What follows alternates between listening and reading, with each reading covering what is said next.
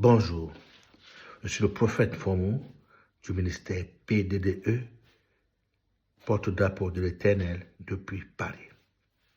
Aujourd'hui, nous allons lire la Bible ensemble.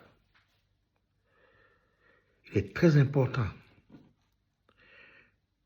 très essentiel de lire la Bible, mes frères et sœurs en Christ, ne serait-ce que 15 minutes par jour, avant d'aller travailler, au réveil ou avant de dormir. Lisez ne serait-ce que 15 minutes et dites à Dieu que vous l'aimez. Oui, parce que lorsque Dieu est venu vers moi, lorsque j'ai eu la révélation de Dieu notre Père, le Père de notre Seigneur Jésus-Christ, il m'a dit qu'il m'aimait beaucoup de lire la Bible et d'aller à l'église. Aujourd'hui, Dieu me dit de vous dire qu'il vous aime beaucoup de lire la Bible et d'aller à l'église. Que la grâce et la paix de Dieu notre Père et du Seigneur Jésus-Christ soient avec vous. Notre Père qui est aux cieux, que ton nom soit sanctifié, que ton règne vienne, que ta volonté soit faite sur la terre comme au ciel. Donne-nous aujourd'hui notre pain de ce jour. Pardonne-nous nos offenses, comme nous pardonnons aussi à ceux qui nous ont offensés. Et ne nous soumets pas à la tentation, mais délivre du mal, car c'est à toi qu'appartient le règne, la puissance et la gloire pour des siècles des siècles. Amen. Et nous allons commencer par le Nouveau Testament. L'Évangile selon Matthieu. Généalogie de Jésus-Christ, fils de David, fils d'Abraham. Abraham engendra Isaac, Isaac engendra Jacob, Jacob engendra Judas et ses frères. Judas engendra de Tamar, Pharès et Zara. Pharès engendra Esrom, Esrom engendra Aram. Aram engendra Aminadab, Aminadab engendra Naasson, Naasson engendra Salmon, Salmon engendra Boaz de Rahab, Boaz engendra Obed de Ruth, Obed engendra Isaïe, Isaïe engendra David, le roi David engendra Salomon de la femme d'Uri. Salomon engendra Roboam, Roboam engendra Abia, Abia engendra Asa, Asa engendra Josaphat, Josaphat engendra Joram, Joram engendra Ozias. Ozias engendra Joatam, Joatam engendra Akaz, Akaz engendra Échésias. Échésias engendra Manassé, Manassé engendra Amon, Amon engendra Josias. Josias engendra Shiconias et ses frères au temps de la déportation à Babylone. Après la déportation à Babylone, Shiconias engendra Salatiel, Salatiel engendra Zorobabel. Zorobabel engendra Abiud, Abiud engendra Eliakim, Eliakim engendra Azor.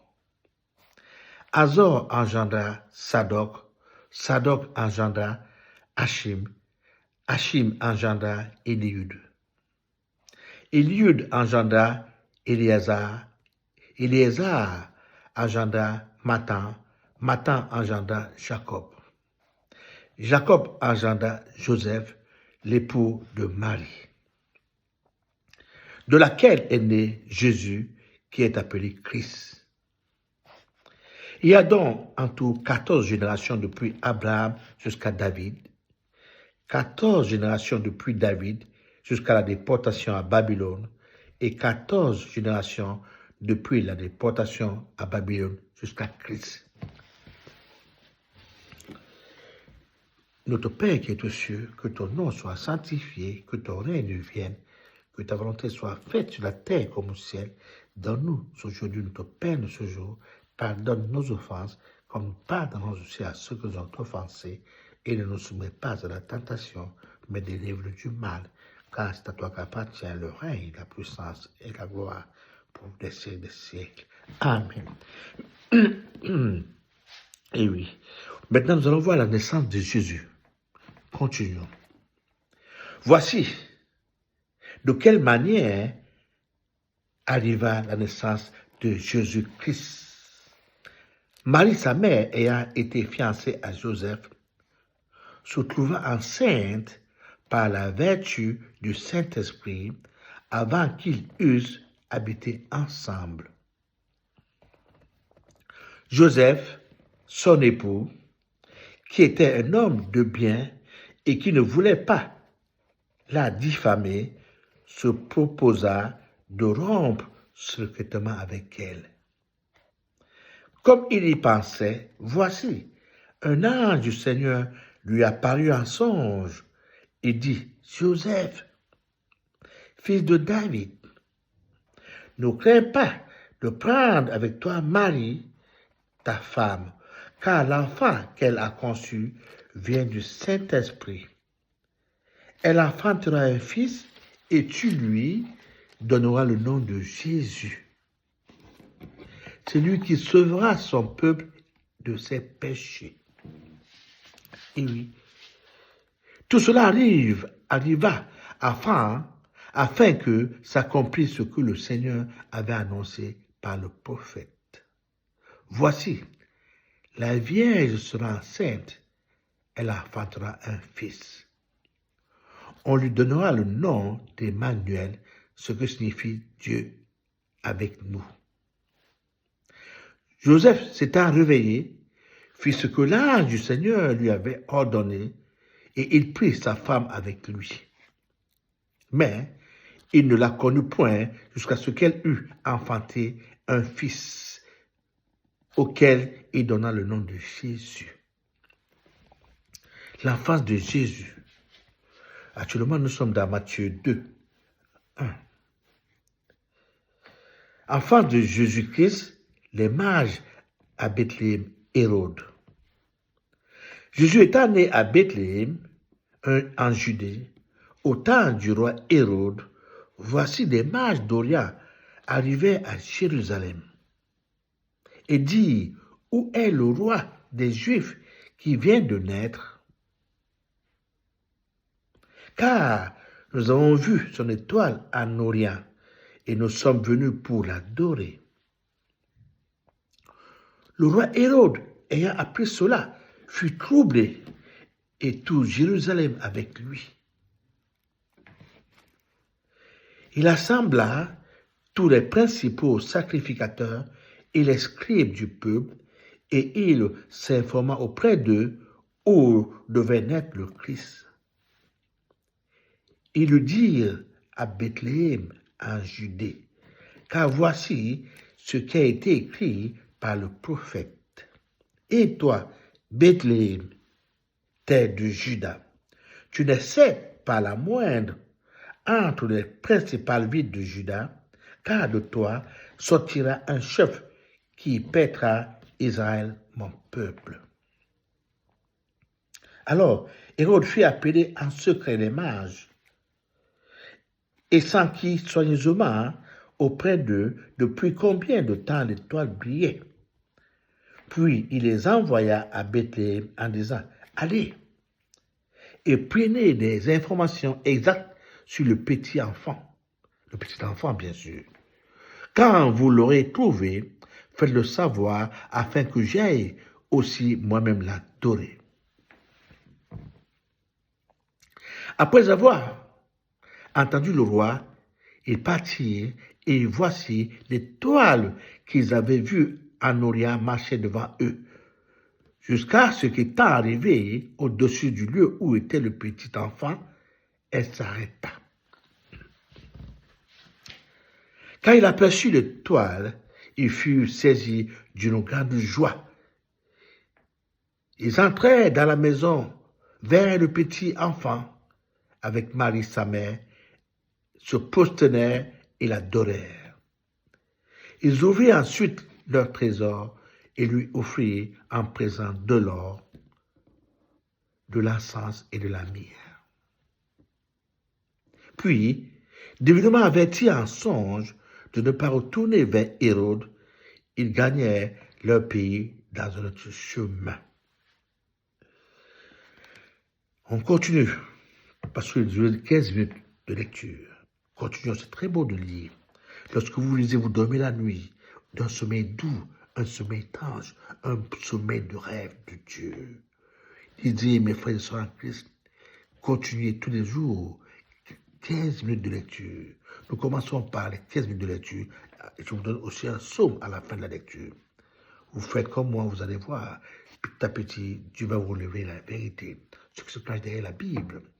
Même si vous ne comprenez pas, lisez, mes frères et sœurs en Christ. On continue. Fuite de Joseph en Égypte. Massacre des enfants de Bethléem.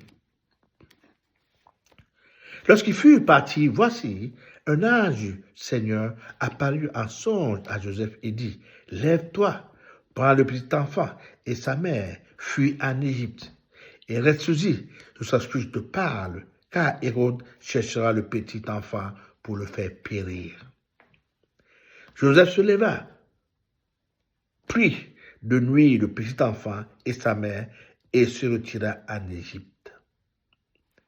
Il resta jusqu'à la mort d'Hérode, afin que s'accomplisse ce que le Seigneur avait annoncé par le prophète. « J'ai appelé mon fils hors d'Égypte. » Alors Hérode, voyant qu'il avait été joué par les mages, se mit dans une grande colère et il envoya tuer tous les enfants de 2 ans et au-dessous qui étaient à Bethléem et dans tout son territoire, selon la date dont il s'était soigneusement enquis auprès des mages. Alors s'accomplit ce qui avait été annoncé par Jérémie, le prophète. On a entendu des cris à Rama, des pleurs et de grandes lamentations. Rachel pleure ses enfants et n'a pas voulu être consolée parce qu'ils ne sont plus.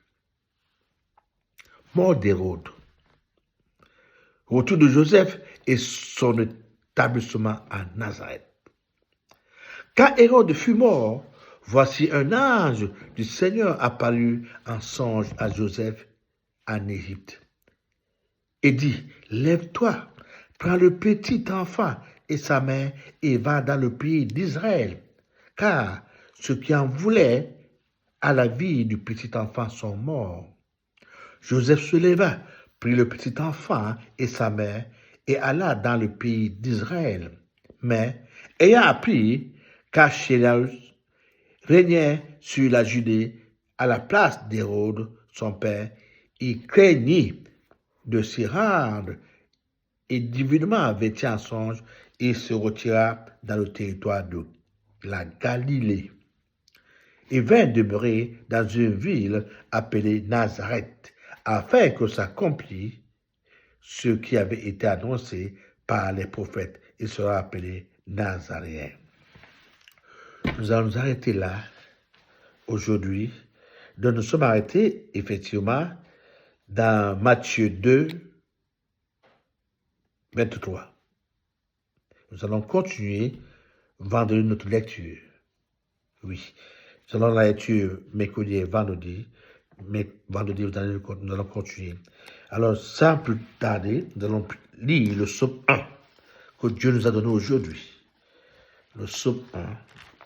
C'est très important de lire les psaumes aussi.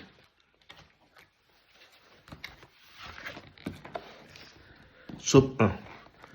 Heureux l'homme qui ne marche pas selon le conseil des méchants, qui ne s'arrête pas sur la voie des pécheurs et qui ne s'assied pas en compagnie des moqueurs, mais qui trouve son plaisir dans la loi de l'Éternel et qui la médite jour et nuit.